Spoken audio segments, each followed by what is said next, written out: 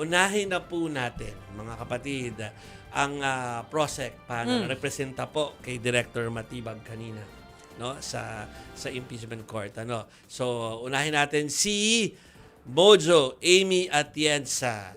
Amy, before natin balikan yung mga nangyari kanina kay Ginoong Matibag, alam ko ay nagkaroon ng press con post impeachment trial day press con ang prosecution.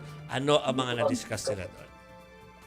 Yes, good evening, Jovi Chikemase. Dito nga sa isinagawang press conference ng prosecution team pagdating sa ikalawalong araw ng impeachment trial ni Vice President Sara Duterte. Narinig na natin yung ilan sa mga miyembro kabilang si House Prosecutor Representative Terry Redon kung saan sinabi niya na kumpleto ng araw yung kwento ng grave threats and destabilization ni Vice President Sara Duterte laban nga sa pamahalaan. Dito kasi sa ginawa ngang trial ay narinig natin yung ilan sa mga naging testimonya mismo ni NBI Director Melvin Matibag kung saan sinabi niya na hindi na nga lang daw pagbabanta yung nangyari, kundi parang confession na rin ni VP Sara yung nangyari na may plano na siya na ikontrata nga ang isang tao para i-assassinate si Pangulong Bongbong Marcos. So para sa kanila, ito yung kumumpleto mismo doon sa naratibo na narinig din natin from NBI Senior Agent John Mark Calilong, pati na rin kay NBI Regional Director Attorney Jeremy Lotok. Ano pa ba ang... Pero anong sabi ng prosecution? Satisfied ba sila? Kontento ba sila doon sa mga nailatag na istorya nitong si Director Matibag?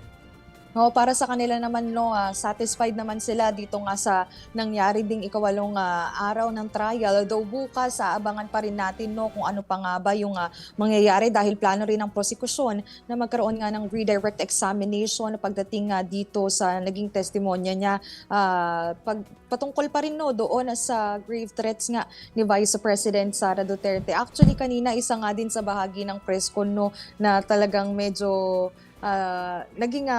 medyo nakakatawang part lang ay tinanong kasi sila si Representative Terry Redon, Representative Zia Alonto Adyong, pati na rin si legal spokesperson Attorney J. Tolosa kung nagagalit daw ba sila, ano bang ginagawa nila. At nasabi nila dito ay nagagalit naman daw sila pero hanggang galit lang, hindi naman daw nila sinubukang magbanta ng ibang tao na papatayin nga raw nila ito. So yun yung ilan pa sa mga naging reaction na nakuha nga natin from the members of the prosecution.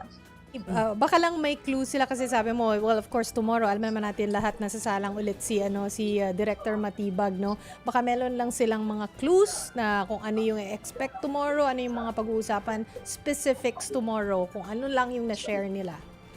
Well, so far naman ay ganun pa rin naman yung paniniwala ng prosekusyon na hindi nga dapat nami-miss out ng publiko yung magiging pahayag dito nga sa presentasyon nila kay Director Matibag. Ang kanina nung nagkaroon din ng trial, narinig na rin kasi natin na isa pa nga sa bagong impormasyon ay meron na nga daw leads itong NBI pagdating doon sa persons of interest na kinakausap nga ni taong kinakausap nga ni Vice President Sara Duterte, kaugnay pa rin niya ng pagbabanta niya laban kay Pangulong Bongbong Marcos. Pero ang isang factor din talaga dito ay hindi nga daw pwedeng i-disclose pa dahil ongoing pa yung investigation, which the prosecution respected din naman. At nasabi nga nila na medyo unnecessary na rin naman na makuha pa yun na dahil dito pa lang sa naging proseso ng investigasyon ng National Bureau of Investigation from the Cybercrime Division up until now na meron na silang special task force,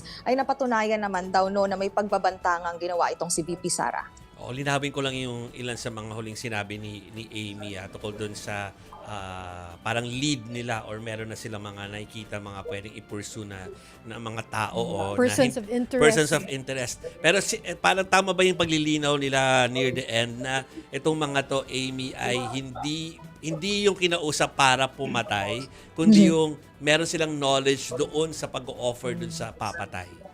Yes, ito yung mga tao, no, para lang din malinaw sa mga nanonood, no, itong leads na sinasabi nila, hindi sila yung direktang kinausap ni Vice President Sara Duterte. Sila lang yung makakapagbigay pa ng extra piece of information o kaya naman makakapagbigay pa ng ibang detalye para nga matukoy mismo ng NBI kung sino nga ba yung taong kinontrata ni VP Sara dito nga sa kanyang pagbabanta laban sa Pangulo. Okay. So abangan natin bukas kung may pasabog. Yes. Mm.